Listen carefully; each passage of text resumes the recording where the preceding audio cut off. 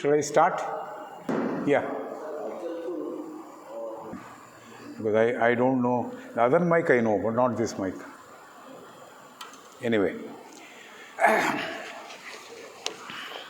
We were in the second segment of the book which Radhaji has written, which is about know by personal experience. That was the second segment we were considering, and we stopped at one stage. Now, Madam says, HPB also gave a lot of inputs. HPB gave also a lot of inputs as to how to study Theosophy. This is mentioned by Radhaji in a book, the small book. HPB also gave a lot of inputs as to how to study Theosophy. As you all know, a lot of disciples gathered around Madame Blavatsky's, in fact, the bed where she was convalescing, and asked her how to study Theosophy. And she had given certain notes, which was written down by one Mr. Robert Bowen. And he didn't publish the book. His son published the book. So that pamphlet is available in the TPH, Theosophical Publishing House, How to Study Theosophy. But basically, that pamphlet talks about how to study the secret doctrine, that small pamphlet. But then if you understand how to study the secret doctrine, maybe yes, you will be able to study the rest of the things quite easily. So this is the pamphlet she is talking about. And Madame Blavatsky, she says, wrote that, or she gave that information which could be made into a pamphlet by Robert Bowen. HPB said, one should understand thoroughly the three fundamental propositions which are mentioned or which are given in the proem, P-R-O-E-M, proem, means introduction to the subject proper of the secret doctrine. She talks about the three fundamental propositions. Even if it takes 3 months or 3 years, one has to be very clear, grasp those three fundamental propositions, and then it will become easy. So if you cover the book, Secret Doctrine, from page to page, she says you will end in confusion. Blavatsky herself says you will end in confusion. So what is required is to get a good grasp of the fundamental propositions, the three fundamental propositions which are there in the proem, and then understand the secret doctrine. And she also says one more thing. Don't approach the so-called senior students. Why she says? Because they will give their interpretation of what they have understood.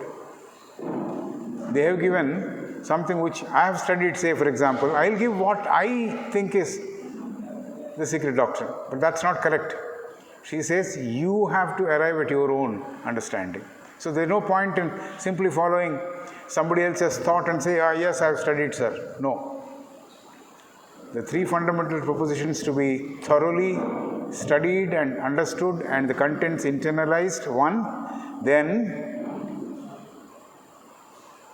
second instruction is don't approach your seniors because they may, after all, give their opinion, their understanding. But it's more important, relevant to give your own understanding, arrive at your own understanding. That's more important, says Madame Blavatsky, when she talks about how to study the secret doctrine. So this is a very important suggestion she has given in that pamphlet. And normally we conduct classes. There are a lot of things on the YouTube too, and we also conduct a lot of classes on the secret doctrine. And Madame Blavatsky herself says, I have not given you the truth, mind you. I have not given the truth. Is only a pointer towards the truth. Whatever I have written or whatever I have said, she also never said I have written this. I have been a compiler, she says. I have compiled this data. It is not written by me. But if we translate something from one language to another language, I have written books. This is how we normally talk about it. But she says, I only compiled the data. I was a compiler. I didn't write. See the humility. And the entire thing was there, visible to her, and she could write without any problem. The astral light, as people call it, and she could write. Maybe she starts writing in the morning and she will get up somewhere in the evening, sometimes write late into the night. All this information is there in the historical introduction of the secret doctrine. And that proem, which is very, very important for all of us if you are really seriously considering to become the students of the secret doctrine, each one has to understand those three fundamental propositions thoroughly. This is what she is suggesting. And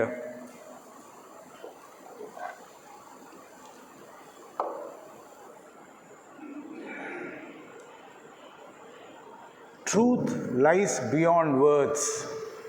Truth lies beyond words. If you think words can encompass the truth, words can convey the truth, it's not right. She says it's beyond the words. So truth lies beyond the words.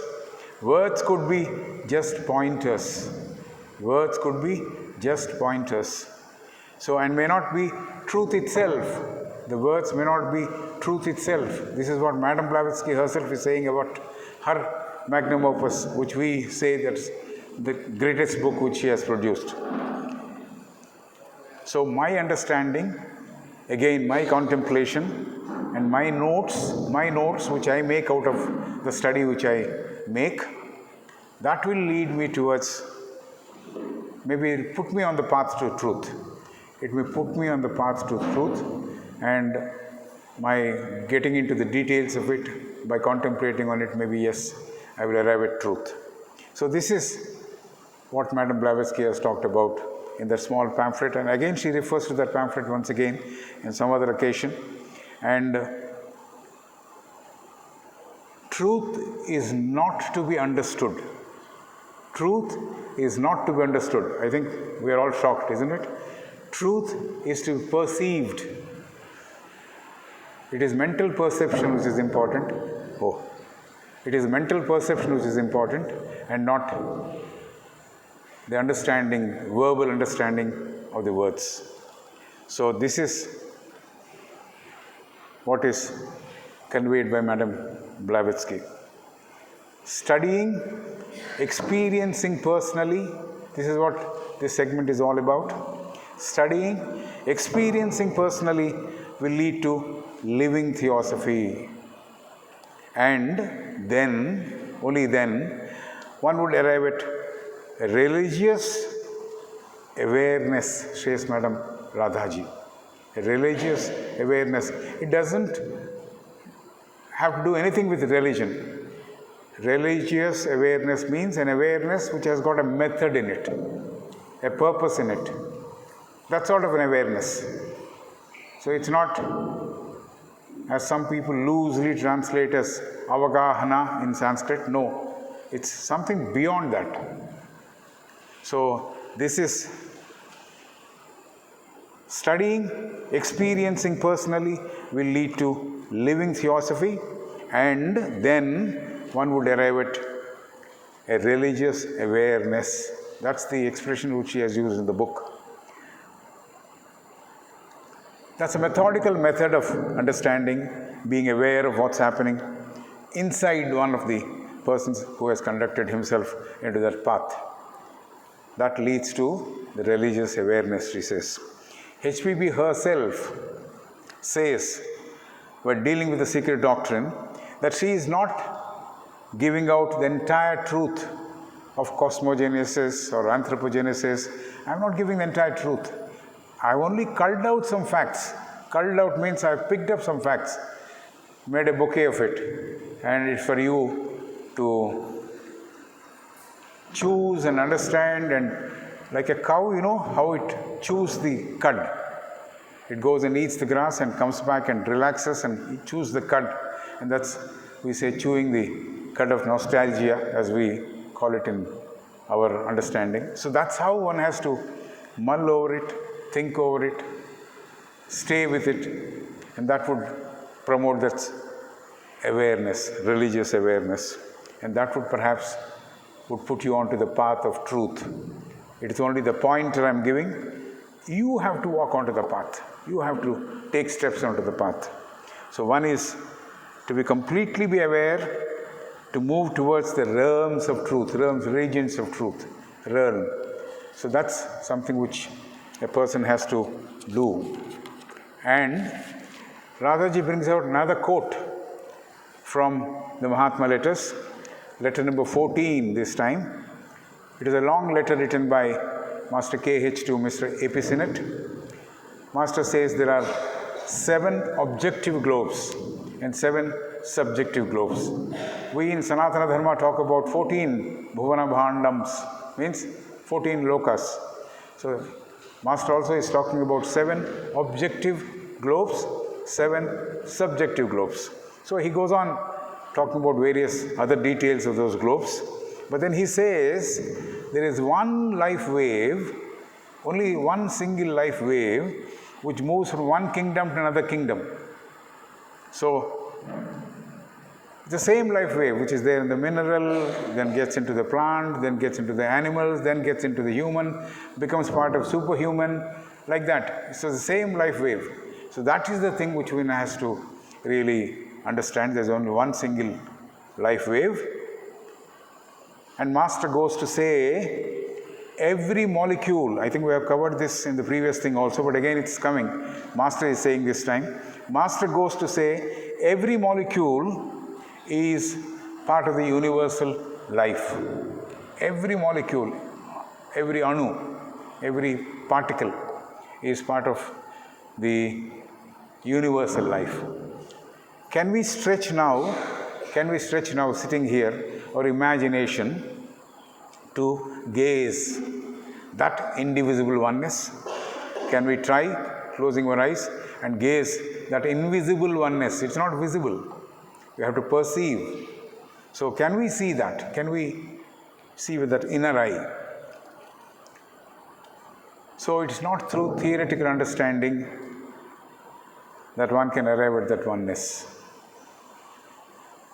It is through intuitive glimpse, to use the author's word. It is the intuitive glimpse, to use the author's word.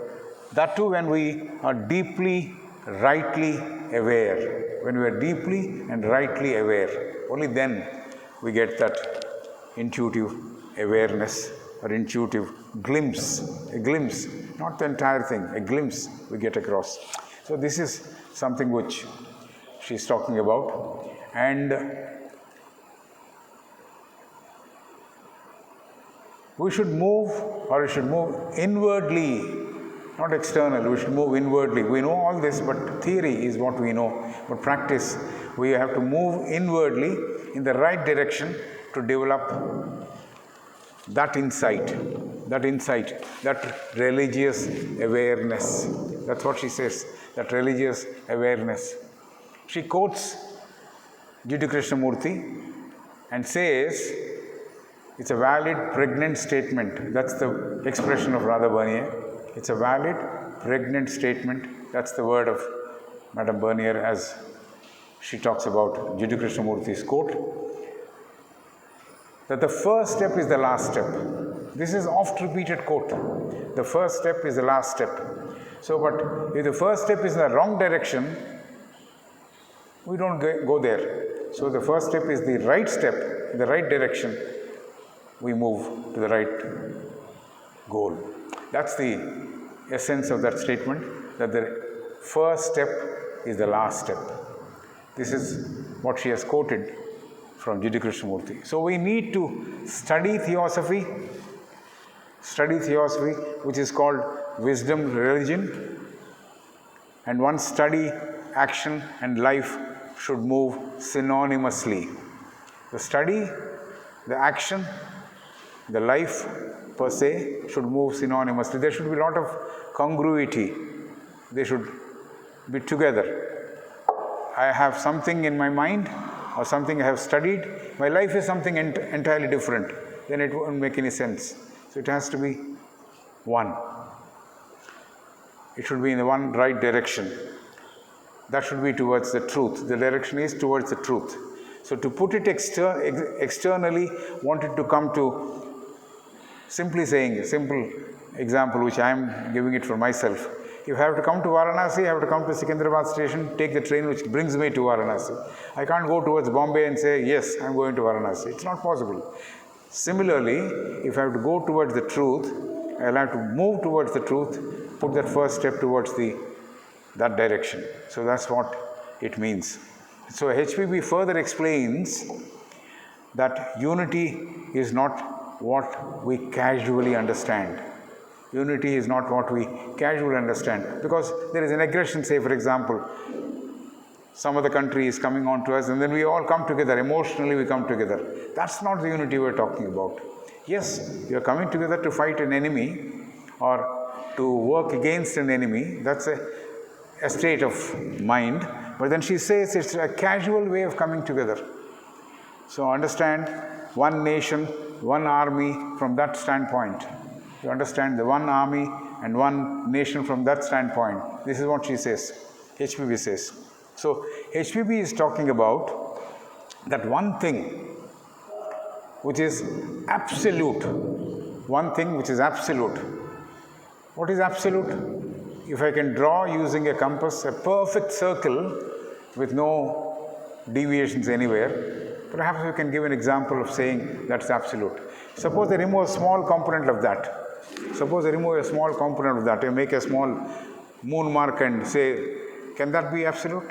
No. I have removed something out of it, so that cannot be absolute. So HPB says, one thing which is absolute is what we have to understand. That absolute which is indivisible, that absolute which is indivisible, indestructible, it is made of that one being, which is all being. See, this is one being, which is all being, which is all encompassing, everything is included in it, which is perfect. So there is no way in which we can carve a niche, a small component of it and say, still that is absolute. No, we cannot say that. So the absolute is something which is perfect, unity, indivisible oneness. So that unity, that sort of a absoluteness, that sort of indivisibleness is what we are trying to understand. Mentally, or with the mental eye, or the inner eye, not externally. You may read volumes about it, as Master said some time back, but that will be only knowledge. So that's not going to give us that glimpse of, the intuitive glimpse about the oneness. So any comparison of that absolute with something else, any comparison of that absolute with something else is odious. It's odd. You can't compare that absolute with anything. It is incomparable, is what she says, Madame Blavatsky says. And HPB quotes in the Sacred Doctrine from the Mandukya Upanishad, and she uses words avachyam and achintyam. You can't think about it, you can't talk about it. You can't use words to describe it, you can't even grasp it. So you can say agrahyam also. So achintyam, avachyam. Achinta. Chinta is to think. You can't think about it, you can't talk about it. That's what Mandukya Upanishad says. Oh God. So this is what HPB talks about, how the absoluteness has to be understood. It is taken from the Mandukya Upanishad, and then we slide into the third segment of what Madam is talking about, which is a subject which has been there for centuries, the sorrow and the evil. The sorrow and the evil. So this is something which was discussed by so many people, so many centuries. Buddha did it. So many people talked about it. So we are getting into that segment. So the opening remark of Radhaji, she says, she quotes another Upanishad called the Katha Upanishad, Katha Upanishad. There are two ways of pronouncing it, I believe. Katha Upanishad because it has a story about Nachiketa and Yama. So it is Katha Upanishad or Katho Upanishad, if you want to put the Sandhi there. So that is a story of Nachiketa and Yama, the dialogues between Nachiketa and Yama. And Yama says there, Lord Yama, that when a man sees diversity, when man sees diversity, he moves from death to death. When he sees diversity, he moves from death to death. If you have gone through the Upanishad, it all talks about death. This fellow is consigned to death by his father, Nachiketa. So Nachiketa wants to find out what death is. So he gets into dialogue with Lord Yama, and Lord Yama says, if somebody is looking into the world and sees diversity, then he is moving from death to death. He is moving from death to death. So there is no liberation. Death to death means there is no pass between. He is not going away somewhere, staying back and not coming back. That situation is not there. He is moving, he is coming back again dying. That's only because he is seeing diversity, division, so many things he is taking into him. So this is an emphatic statement. One who sees only diversity in creation passes from death to death. This is the extract from Kathopanishad. When he sees diversity, there is no liberation. Moksha is not there, nirvana is not there. Seeing only diversity, man creates sorrow and evil, says Madam. Seeing diversity, not only he moves from death to death, he also gets into the habit of being sorrowful, cultivating all the evil habits. So sorrow and evil go together for a person who is living, seeing the diversity which is there in the creation. So being part of the physical world, we are all part of the physical world, aided by the lower senses and lower quaternary, as we talk of. This lower quaternary always separates us, and we think we are all separate. As some time back we said, all of us, we think we are separate individuals, but intrinsically speaking, we are all together.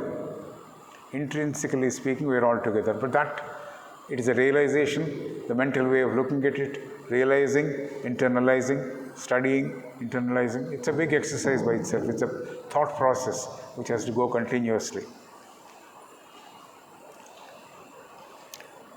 When there is a division, unless the man wills, the man decides for himself firmly, there will be no cooperation from the nature. There will be no cooperation from the nature. So normally, individuals compete against each other. They don't complement each other. They compete against each other, enter into conflict, which is called spardha in Sanskrit. Spardha means competition. I don't agree with you, you don't agree with me. So we have that conflict. And somehow, man living in more lower mental worlds imagines that he is separate and enjoys that separateness because he is in the lower mental. He enjoys his separateness. So he doesn't want to go beyond that because that's beautiful. That being separate is beautiful for him. That's the realization he has at that point of time. So he tries to become important. The person who feels separate wants to feel he's very important, more powerful, so dominate others. This is possible for a person who is living in the lower mental. And she says even in spiritual organizations, we see this unending conflict between persons trying to attract the attention of Guru. The disciples think, Guru likes me most than anybody else. This is the common understanding we have. Maybe because he's looking at you while talking, he knows me well, he understands me well, but He is the same Guru who is talking to all the people who are in the same place. But then this person who is separate, he believes, who is in a spiritual organization, all right, but he thinks Guru likes him most. And he tries to attract the attention of the Guru, or try to hog the limelight. Hog the limelight means always wants to be on the attention. People should observe him, notice him, and things like that. This is all happening because we are in the lower mental category. We are not. Lower mental is all separation, higher mental is all unity. The next principle is all unity, where everything becomes one. So there is only one living thing there. So this game man is playing as long as he is part of matter, as part of lower mental world and all that. In hockey, in a game of hockey, people who have played hockey, there's a good dribbler, dribbles the ball right up to the goal, but doesn't pass on to the person who's at the goal mouth of the opponent to score a goal. He dribbles. He gets a lot of attention. Oh, a great dribbler he was, but he never scored goals. I don't know if you remember, Mohammad Saeed was there from this place only. Great dribbler of the ball, but he couldn't score because he never passed the ball. So this is the problem we have.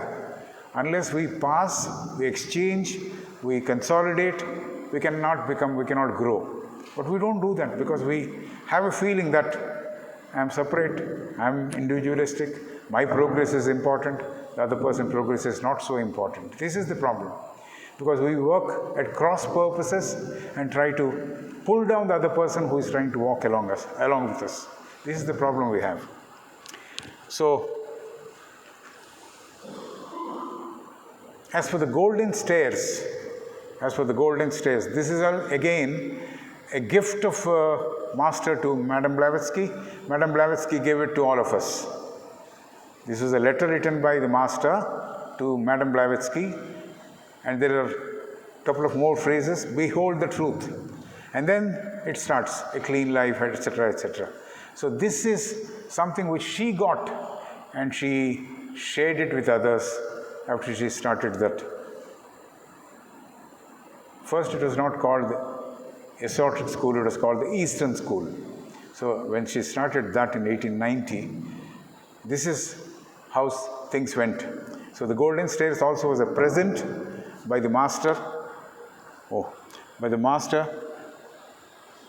to Madame Blavatsky, and Madame Blavatsky gave it to us. Of course, we write here H.P. Blavatsky because she made it popular. And there is a phrase which attracts our attention, which says, we should have a constant eye and not a casual eye for human progression. It's not enough if I have a casual eye. Once in a way I try to achieve something. No. I should have a constant eye for human progression. Human progression, not my individual progression, mind you.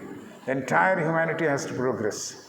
So this is the crux, or this is the essence of Theosophy. Together we move. We should understand that we have not come to play a solo game here. We have not come here to play a solo game. We have come to play the game with all the people together. We have come to play the team game, not a solo game. This is something which has to get into all of us. Where everyone is progressing and evolving, then we travel together. The traveling together, if I go forward and stay somewhere, others people don't come along with me, you can put it elsewhere. Yeah, I'm sorry, you have also this. And I'm touching it. I think that's, yeah. Right. Is it okay? Yeah, okay. I'm sorry, I made you work. Right. I think 11:30, should I stop? Yeah, I'll stop. 11:30, we'll stop for 15 minutes for discussion on the points which you have studied so far. Then we get back to the study proper. Yeah. It's open for...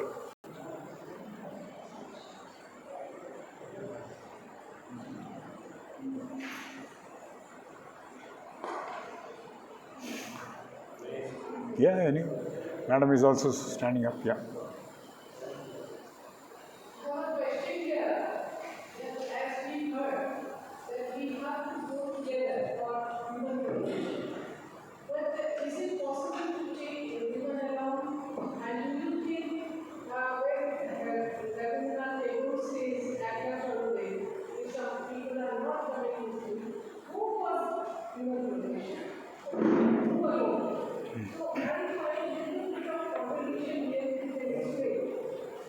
So this is what HPB said, and in a school, in a class, suppose there are people who are not so good and some people who are very good, very intelligent. The intelligent man doesn't need much attention. The teacher pays more attention to the person who lags behind. So the idea is all the students should pass the exam. All the students should pass the exam. It's not few people who get ranks and other people don't pass the exam. Similarly, the progression of humanity is more important, as it is said in the Golden Stairs. It is together we move, not one person goes and sits on a pedestal and watches others, come. That's not the way. So we have to move together. That's the statement, that's the sacrifice perhaps the man who has arrived or moved faster. He extends a hand and lifts the other person. Extends the hand and lifts the other person. Suppose you are climbing a mountain, as it was said in the outer court by Madame Anne Besant. How do you go? There are two ways of going. Somebody goes like this around the mountain. Somebody goes like this, steep. And that's the faster way of going, is what Madame Anne Besant says. And suppose I am going the steep way and I am slightly ahead of somebody else who is down below. I extend my hand and try to pull him nearer to me. That's the purpose. And I am not there, reaching there and touching the finishing pole or finishing post and getting rewards for it. No. If I am trampling on others, if I am not picking others, I don't think we get relief. Because, yes, somewhere it is said, if one person gets illumination, see, this is also something which goes with our thought. If one person gets illuminated, the entire humanity gets benefited. If one person gets illumination, the entire humanity gets. So, where is the question of leaving them? We move along with them. I guess this is the way in which it has been said in the Theosophy, and H.P. Blavatsky has said this. We move together as far as human progression is concerned. Thank you. Yes. Sir, I have a simple question. You told me about the brotherhood. We always talk about this brotherhood. If I am having the feeling of brotherhood, how can I create with others? This is a materialistic life. How, if I want to create an environment of Theosophy in my society or somewhere else, it's a very pathetic condition to get around it. Yes, what are the ways that don't think that, please? What should I practice? Anyways, what should I practice for that to create an environment like brotherhood and all the things we are doing? As long as I'm in matter, I think it's gone up. As long as I'm in matter, and I think of myself more, I think of my achievements more, I don't think I can feel brotherly from inside. My progress, my achievements, everything is mine, mine, mine. If I am doing that, whatever may be my good work which I am doing, I'm just giving an example. I'm singing a beautiful song. If there are no persons to listen, what's good it is. But I have personal satisfaction. That is a bit of selfishness. Of course, Ayn Rand talks about the virtue of selfishness also in a different way. It is not being selfish, but the selfishness should go. Ultimately, that's what she said. Ayn Rand also said. So what we think, why we are not practicing brotherhood, is because I think more about myself. How should I progress? How should I move? And I don't place myself in other man's shoes. I don't place myself in other man's shoes, and I always think I'm right, the other person may be wrong. He won't say even may be wrong, he's wrong. That could lead to friction, that could lead to a place where there is no bhaichara or something. What is that Hindi word Panditji used the other day? Brotherhood. So brotherhood is something which is natural inside. As some time back I said, we remove that BR and practice otherhood because I know I am separate. That is otherhood. When I include everybody, consciously include everybody, not for the sake of saying that Diya Amrut, no, but really I feel inside, then that's atmosphere gets created and the nucleus forms where? To begin with. Universal Brotherhood nucleus starts here in our heart. If that is full, vibrating, pulsating, you would get also these waves from that. So that's how it spreads. That's how it spreads. So the action begins with me. I don't wait for the other person to change. I change. I change to brotherhood. That's the story. Have I got somewhere near to your answer? We can work for a class of people. By our own illumination, we can help others be illuminated for a class only, not for the mass. Mass is always very difficult, not difficult. In history, we will see that all the prophets, all the spiritual leaders, they have made only a class, not the mass. My question is, how we talk of universal? Universal is too big a term in that sense. Right. I put a clarification on that. But there is a definition, not a definition. Theosophy is ill-defined, I would say. But Theosophy is for masses. Theosophy is for masses. It's not for individuals. No, I'm in class. I know. I'm saying this. Theosophy is for masses. You said we can't go to mass. We can't go to masses. But we are supposed to take it to masses. We're not supposed to keep it all to myself in my pocket or in my heart and say, yes, I'll only work with few people who are there. That's why we're saying propagate Theosophy, go to the untenanted areas where Theosophy is not heard, not seen, not practiced. So that's how we need to go. So we have to take it to the masses. That's the greatest object for which the Theosophical Society was formed. But we have been playing the game of something internal. That's not, we have to go, move out.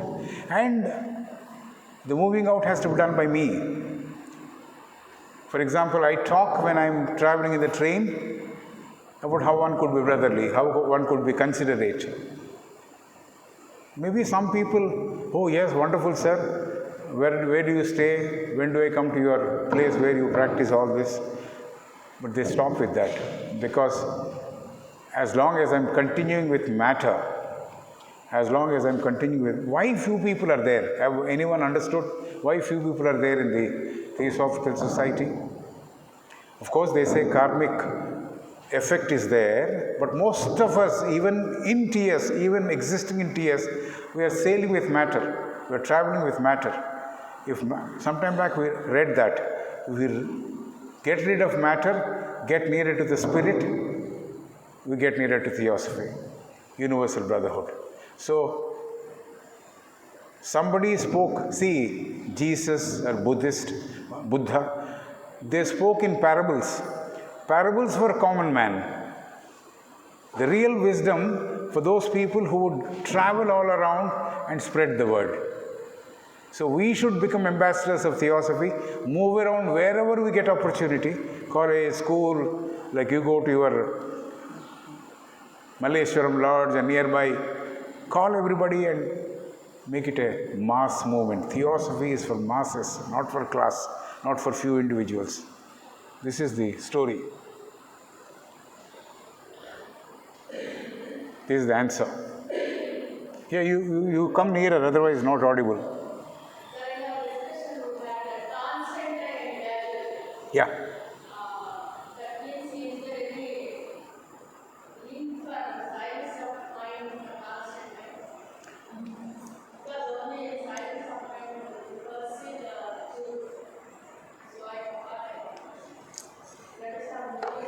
I'll give an example for you to understand quickly. There's a huge hill there, a hillock. I go every day, touch it and come. Will it break? There is a huge hill there. I'll go touch it and come every day. Will it break? I go spend about 5 hours every day to break and then come back and go next day without fail and try to break. What happens? I can break it maybe in next 30 days, 40 days, at least a component of that I remove. So this casual eye means something with intermittent gaps. I'm not doing it continuously. I'm supposed to do the work continuously. I'm not supposed to do intermittently. Of course, intermittent fasting has come, that's a different story. But intermittently, if I work, I will not get results. If I work, spiritual results. Pardon me? Mind should be trained to work continuously. Nirantara. Without influence of thought, unless I decide firmly that I will work, it is there in me that I will work, how will I work continuously?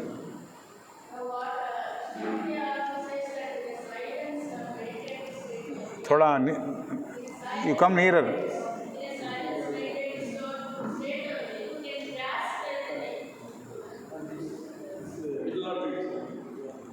Can you come nearer? Don't mind my calling you nearer because the mic and the audibility, everybody is not hearing your voice. I am not able to hear.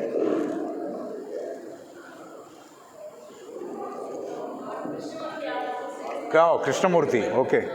Krishnamurti, yes. Tell me. If I know, I'll give. If I don't know, I'll say, fold my hands and say, I don't know. Only in silence of mind only. Without any interference of thought. Without any interference of opinions, ideas, or anything which obstructs our mental peace. Then only You're talking about unconditioning the mind, as he usually expresses. Okay, unconditioning of the mind. Yes, I understood your question. Unconditional mind will understand things in the proper perspective. But if I have a lot of things which are there, which are happening, I will not be able to see the truth. So, but again, it comes back to the individual. How he makes it unconditional. Even that could be a state of mind. Unconditional mind, conditional mind. So from conditional mind, I move to unconditional mind. How do I go? How do I do it? That also has to happen every day, like this. It has to happen immediately. It should happen immediately. I can't say I'll do it from Wednesday. I'll do this sadhana from Wednesday. No, it won't work like that. Now. Because he also talked about present, no? Krishnamurti talked entire life about present. He didn't talk about the past, no future. Now. The change is now. So this is the thing. Unconditioning has to happen like that. If that happens, can you do it? Sadhana. Again sadhana. He may not use certain words. He may not use certain words. He will not use the word, for example, God save this country, he might say. But he will not say God in the sense in which we understand. He will not use that word. So that's how it is. I suppose I've done some justice to your question. Pardon me? You can sit separately. We can sit separately and discuss. I'm ready to discuss with you. Because I've read, like many people here have read. Krishnamurti, number of people have read. But reading is one thing. He said very clearly in one of the early morning meetings, don't interpret me. This is interpretation. Adihi is what he said. This is interpretation. He doesn't want interpretation, mind you. Just understand. Interpretation, adding a different color to it and saying this is what he meant as if he came and told you in your ear. No, he never said it. This is the problem. So we should not interpret. And I think Shikhar had stuck one poster in Bovali. Don't interpret my words. Krishnamurti's photograph is there. So it's very, very clear. He wants you to listen completely. So this practice of putting a slide and also talking is not recommended by him. Simply listen. Listen without adding anything of your own. Don't compare anything which you have understood about what is love, and try to understand what love is, as the speaker is saying. He always called himself speaker. He never said I am something, JK or nothing. I am saying something, listen to me. And don't keep anything of the past or what it could be. Just listen. That's the thing, that's the state which we have to get into if you have to understand him. Yeah. Can you see the time or tell me when? Any time? Maybe another. Yeah, another 5 minutes. Let them. He wants. Yes. He asks. Discussion. Spiritual world. Yeah. It's same for all religions and beliefs. How in this physical world? I didn't get it. Spiritual world. Yes. It is same or not. For all religions and beliefs, whatever found about us within this physical world. That means my question is that spiritual world, whatever the spiritual has, that is not actually reachable to all. So that world is important. So that world is same for all people, all religions, all beliefs, whatever they are in this physical world. Luckily, it's one and the same. Luckily, it's one and the same. There are no Christian spirituality, spiritual world, Hindu spiritual world. ऐसा कुछ नहीं है. Physical world, we are almost fighting with each other, no? Religions. Luckily, there's only one. Spirit is one. Spirit is one. Physically, you may be in small pockets. Jainism or Christianity or my Sanatana Dharma or whatever. Hindutva, as people call it now. That could be different. But oh yes, only one. Yes. You can see all of them there. Whatever they have practiced.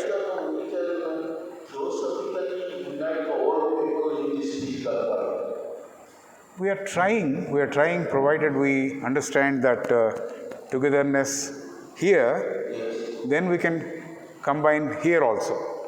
But if you don't understand it here, coming together here also is not possible, because we are always going with the belief that I am separate, I am from West Bengal, and that person is from Pondicherry.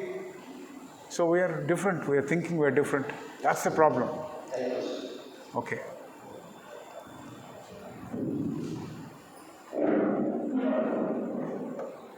Yes? Question?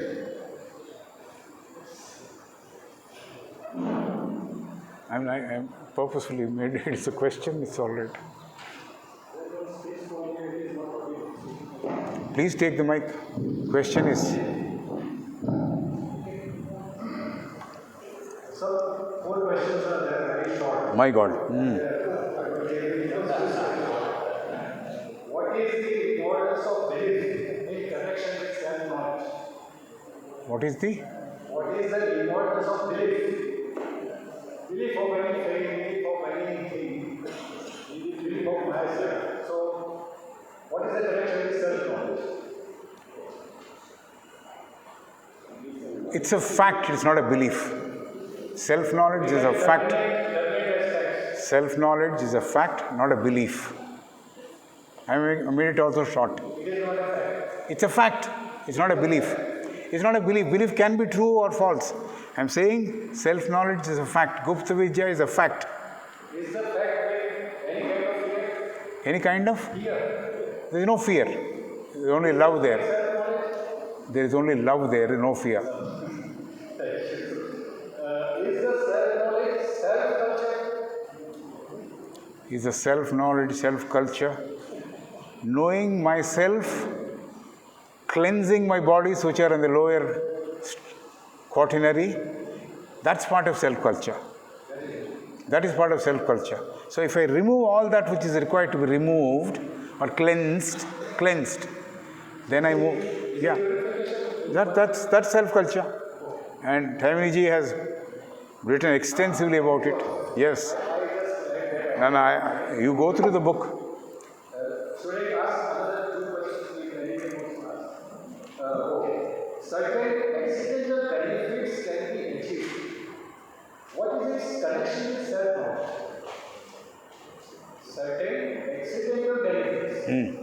I don't know about anything and I am benefiting. Accidental. Even I don't have any idea about the pros and cons, about the reasons and the results. So, certain accidental benefits can be achieved. So, what is its connection with self-knowledge? Buddha realized, right? He contributed to the understanding and lives of so many millions. His self-knowledge, his understanding of the entire gamut of sorrow, evil, so many things, he helped so many. That's it. This is the last question. Sometimes a simpleton's mind becomes a light, just like the story of Brotherhood. Very good morning, sir. May I raise question, sir? Somebody is asking. 1 second. Like the story of the Brotherhood. Yes. Is it the self? Because he gets enlightenment suddenly. He's the same person who got attracted to a deer who was delivering a female deer and got away from the path. The person was very simple, just lying down on the road, I think he was passing by, and the whole, I think the congregation was with him, but he did not move from there. He said, whatever you want to go away, you can have your own way. I will not move from here. Okay? If he is innocent, completely innocent, and there could be an imprint from above, there could be an influence from above which can seep in. So that's what we are supposed to do. We are getting so much confused with so much of information and knowledge. If we can clean the top drawer and allow the outer influence or higher influence to seep in, it comes easy. That person who is innocent perhaps hasn't got so much of other information which is unnecessary, which we are carrying. So that could be the reason why he got benefited. Rather, he was asked a question about the matter of the allegorical things, because whatever we want to understand, certain things are understood through the stories of allegorical. So, I think this leads to certain kind of religious ceremony. She used the term religious awareness. Awareness. Follow the book. She says religious awareness. She's not talking about what you are saying. No ceremony. See, the fangs of religion, if they are removed, then the religion becomes pure, is what H.P. Blavatsky said. That's what she is also going to quote somewhere in the future in the book. The fangs, the rituals, the superstitions, if they are removed, then the religion is beautiful. If they are practiced thinking that is religion, that's not religion. But doing kind of puja, just like this our Bharat Samaj puja, so one gets inspired, and at the same time when the puja is going on, so that atmosphere is created. So as that atmosphere and the connection of the self-knowledge or a kind of thing is that It's a nice feeling you get when you're doing puja because you are involved in it totally. You're involved in it totally and you're contributing to the atmosphere which is around. A lot of people have contributed to the atmosphere. You're taking advantage of it. That's how when you go to temple, the magnetism there attracts you. So that's the thing which people have done. Other people have done it. Yes. thank you, sir. So, to the extent possible, to the knowledge I have shared. Yeah. Should we? Yeah.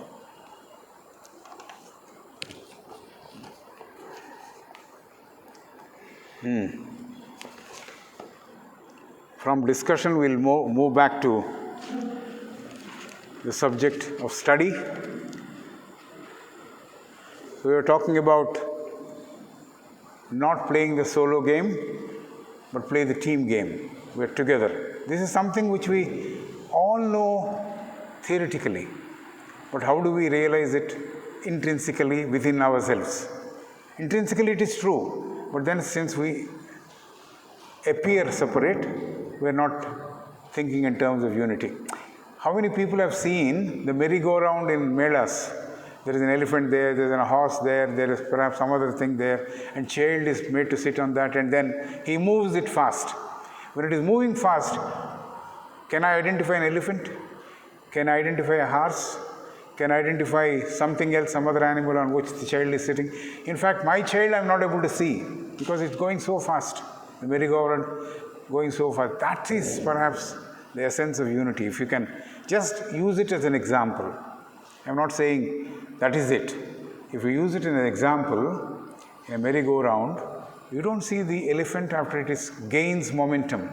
So we have not gained momentum. So for us, it seems to be a difficult process. Process is important, not result. If process is not proper, results will not come.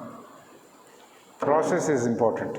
So process, if we are not doing well, process we are not addressing ourselves well, then we can't expect results too. So this is what Madam is saying. We have to travel together. We have to travel together. Somebody else had a question. Maybe we can pick it up in the last minute. You had a question?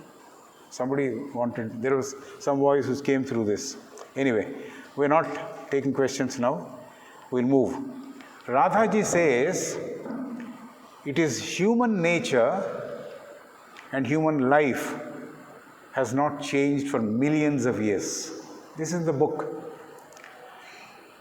It is human nature and human life that has not changed for millions of years. It is same. He still considers himself individual. His choice of what he wants is very important. He would like to trample upon others and reach the goal. All this is continuing. So, no change in the human nature. That's what she's saying. Right? And quoting from the Mahatma letters, I thought somebody will ask this question. If there is somebody who was not familiar with the concept of Mahatma, I thought somebody would ask this question. Why we are referring to Mahatma? We are not supposed to refer to Mahatma irreverentially. Like somebody was saying yesterday, yes, I talked well thanks to Mahatmas. No, they will not come in the way, they will not help you to physically come down and help you. They may not. They will perhaps oversee from somewhere. If this person is unselfish, iota of selfishness is there, they will not come anywhere near us. Anyway, this quotation is again from the Mahatma letters, and it says, humanity was as it is as it was millions of years ago. The same thing which she has put it in her lecture or her book. Human nature has not changed for millions of years. The same thing was echoed, or in fact it is the earlier statement of the Mahatmas which Radhaji echoed. And letter number 1 adds, she adds, as for human, this is a long quotation, kindly listen carefully. I'll repeat it again for your consideration. As for human prejudice based upon selfishness, as for human prejudice based on selfishness, a general unwillingness to give up an established order of things. I'm not willing to change. So, a general unwillingness to give up an established order of things for new modes of life and thought. There is some other way in which you can look at life. I don't want to change. I am comfortable with this. This is what we are saying. So, Master says, you have got that unwillingness to change. So, this is the problem. Give up an established order of things for new modes of life and thought. And if that continues, such are the characteristics of your age, says the Master. Your age means our human age. This is something which came before 1882 or 1879. Master is talking about this. The human nature has not changed at all. It doesn't want to change. Even if there is possibility to change, I am sticking to my old order of things. I won't change. So that's leading to a lot of confusion. Even though I know the path, I don't take the path. Why? Because I don't want to change. This is the problem. So, this is what he wrote to Master to Epicynate. As for human prejudices based upon selfishness, a general unwillingness to give up an established order of things for new modes of life and thought, we continue with the same human nature. And the characteristics of your age. Our age means our way of looking at things, even from 79, 2023, or maybe in 2050, we will continue to be the same. This is the way in which they look at it. Yeah. The attitude of men, drukon of men, the attitude of men, is always to practice separation. And this attitude brings more sorrow. The attitude of man is always to practice separateness, and this separateness brings more sorrow. This is what Radhaji has added here. Sorrow. Sorrow and evil, Radhaji says, are twin products. Sorrow and evil, Radhaji says in the book, are twin products of the untruth, and is the result of the divisive mind. Because I am separating myself, considering myself separate, which is not true, that untruth is promoting this. So sorrow and evil, Radhaji says, are twin products of the untruth and is a result of the divisive minds of men. Divisive minds means it goes on dividing. The lower mind has no other business. It compares, divides, everything which it can do. And this mind is what we use normally. Normally we use this mind.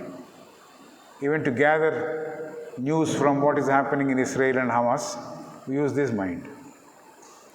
But if we think about the people who are suffering, and if we want to help those people in suffering, what is the mind we have to use? We have to raise ourselves to the next phase, next place where there is unity. And then we can contribute our might to help them, to relieve their suffering. And to some people who are passing away, they don't know they're passing away, you can help them too.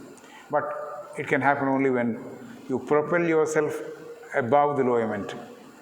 So this is what Radhaji is saying. So both sorrow and evil exist in the human kingdom alone.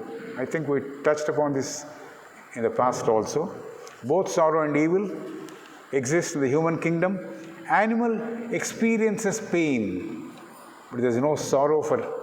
This is what Radhaji is saying. There is no sorrow which it experiences, but the pain is inflicted by man.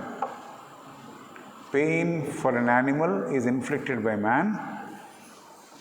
It knows only one state of being happy. It gets food, it's happy. It's not getting food, it's happy. For weeks together, perhaps the lion is fasting. Is not. The minute it gets even a rabbit, it's happy.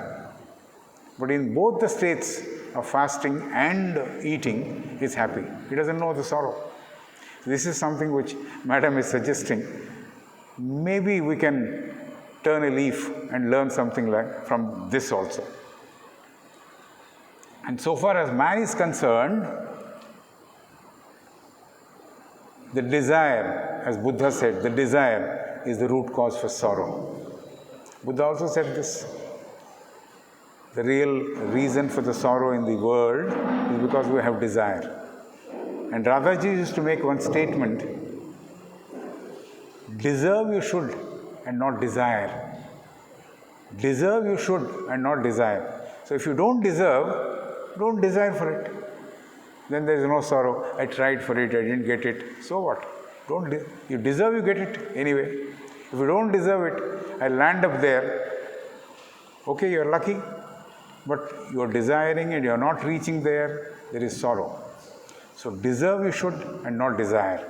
That's what Madam Ji used to say very, very frequently in her talks. And when man is recalling the past, if that past has certain element of sorrow, he celebrates sorrowfulness. I'm saying celebrate because he gets immersed in sorrowfulness.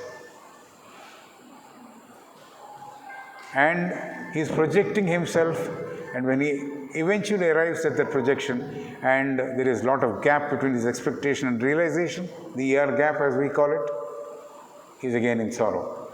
So, as Madam was saying some time back, either you go into the past, you are sorrowful, you go into the future, you are also sorrowful. So, Buddha said, Krishnamurti said, and so many people have said, stay in the present. Then perhaps, yes, you can aswadana, means enjoy the present. So this is something which he has said. Like sorrow, evil is restricted to human sphere. Even evil is, you may say, this animal is killing that animal. Yes, when it's only hungry. Otherwise, even if any other animal goes before a lion, it won't just kill it for the sake of killing. Man can do it, but not an animal. Animal doesn't do it. This is the truth. So, like sorrow, evil is restricted to human sphere. There is no evil in nature. There is no evil in nature. So, man with his mind and his mechanizations, mind is able to imagine so many things. This is there, that is comfortable, this is not comfortable, this is sorrowful, this is happy. All this is mechanization of the mind. That is the cause of evil. So, man uses his intelligence to perpetrate evil designs on other men, because animal doesn't do it. Animal doesn't do it. But man uses his intelligence, you can say the example of the war going on there, perpetrate evil designs on the other men. So Master says, Master says again, humanity then is a true source of evil. Humanity then is a true source of evil. Letter number 10. So all these quotations which Madam has added is very, very ideal, very apt, and with the segment which she is addressing us, in which segment she is addressing sorrow and evil, she has put all this. So wonderful, you get an advantage when you go through the book of human regeneration. You get a feel that you have read Radhaji, you also read Krishnamurti. Similarly here, when you're reading this small book which is all wisdom, you also get to know what masters are saying, what HPB said, and what Radhaji is saying. So this is something which is very, very beneficial to all of us, provided we think about it, provided we pay attention to it. Each individual has to do it. It is not that Ramesh tells Lakshmi Sa tells Ramesh. It doesn't work that way. Should we take some more questions before it's 12:30? Because that is what Mr. Gohilji said. If you still have some more questions which would, the next session or next segment or next subheading of this book is wisdom is practical. Wisdom is practical.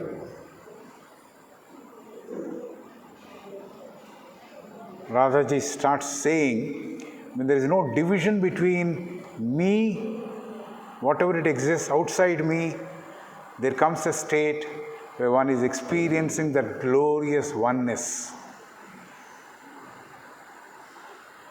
When there is no division between me, whatever exists outside me, there comes a state where one is experiencing that glorious oneness.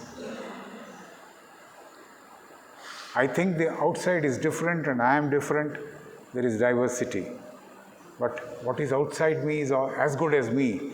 See, there is a statement which is made in the book, macrocosm and microcosm. Whatever is there in the universe is there in man.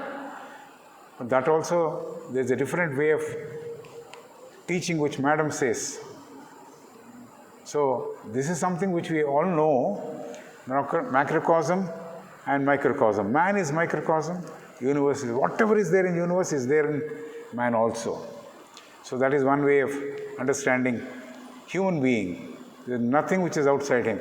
But he sees everything outside. Oh, he is separate, I am separate. This plant is separate, this elephant is separate. So we are dwelling in this separateness. So that is what she is saying. Where one is experiencing this divisiveness, there is no progress we are making. But when there is something which I am identifying with that outside thing as mine, I am part of that. Somebody was saying yesterday, I am part of everyone, everybody is part of me. I am part of everyone, everybody is part of me. If that is the understanding we have, then there is that glorious oneness. Glorious oneness. This is what she says. In that state,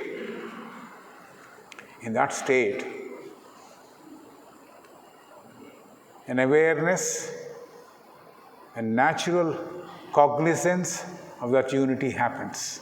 Natural cognizance of that unity happens. So I understand it naturally what it means when there is no division. If there is division, there is no way in which I can understand the unity. But if I understand the whole thing is one, I understand it by way of a statement which I have read, but I have meditated on it. I have put it inside me. I have gazed it. I have looked at it with my inner eye and moved closely to that particular concept of oneness. I don't think the other person is separate. I am separate. And I am considering everybody is part of me, not only human beings, anything outside. It could be a table. I'll tell you a small story. There was somebody who was moving the chairs with a lot of noise. Grrr. She said, can't you lift the chair? There are atoms in the chair which are getting disturbed. This is Radhavaniya for you. We get up from the chair, we push with our legs the chair, it produces sound. You observe when you get up from this place and go away. When you get up and we push the chair, that sound comes. I believe there is disturbance which is taking place in the constitution of the atoms which is there in the chair. Don't imagine that has no atoms. Some 300 particles made one chair, I guess. Plastic particles made one chair. Or 16 particles make one refill. This is how it goes. So if we know how to take care of the things around you, you will not disturb the nature. You will lift the chair and put it elsewhere. Sometimes I am weak, I am not able to lift. I try to push. I am disturbing the internal construction of the table. So this is something which she used to say very, very often. Very so many times I have heard this. Why do you drag the chair? Can't you lift the chair? Yes, madam, we'll do it. That's over for that time. It's over. Similarly, the first question she asked me, can't you make the right choice? Choice, all right, but right choice is what she's asking me to make. Can't you decide whether you want coffee or tea? Why do you say anything? Then I told her, coffee, that's good. She was so particular, so emphatic. So that's Radhaji for us.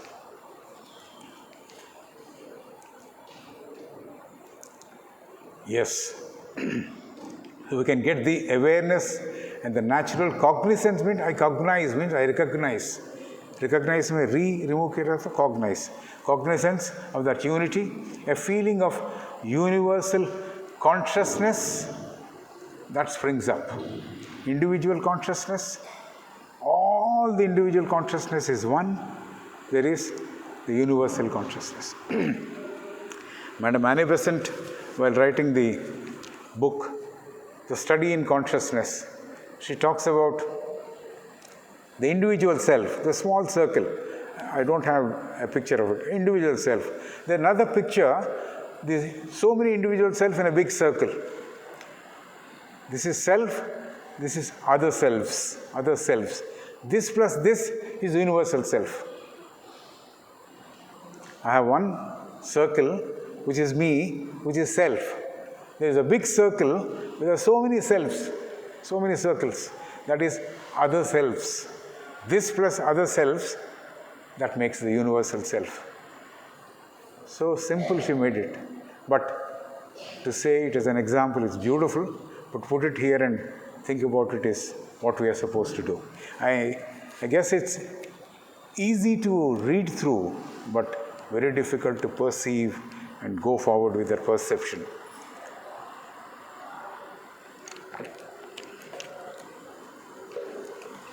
Yeah.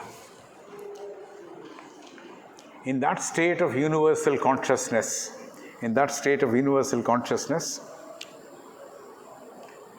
purity which is lost by coming into contact with matter is regained. Purity which is lost because I got involved in matter is regained. There is a symbol here. There is a triangle which is going down. There is a fairer triangle which is going up. The darker triangle talks about the matter. The one which is soaring up is spirit. So not many people realize this. Oh yes, that's a sign, that's a emblem of the Theosophical Society. But that's how one has to get into the details of then we can see how the spirit is there, the matter is there. So when I'm getting more connected to the matter, impurities come in. So she says, in that state of universal consciousness, in that state, purity which is lost by my coming into contact with matter is regained. Paradise lost and paradise regained. Do you remember that? Milton's works.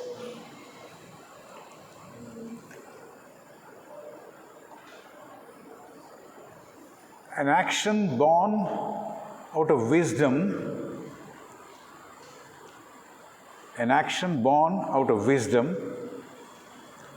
is what we can perceive. An action born out of wisdom is one way. It works in a different way. An action born out of impulsive action. I suddenly decided I'll have to hit that fellow. That's an impulsion. So that is a different action. So the one which goes with wisdom is unifying everything. The one which goes with impulsive action separates everything. This is what Madam is saying. So the author says, wisdom, when we perceive it in its full, and all aspects considered, we know it is completely different from knowledge or information. Knowledge and information is ordinary thing, but when we actually know the wisdom and we consider all the aspects of wisdom, not one portion of wisdom, the entire thing, that is unity. So this is how Madam is going about, and I think time is up. Pardon me? Yeah, it is there, but is it right? Huh? Is it right? Late, no?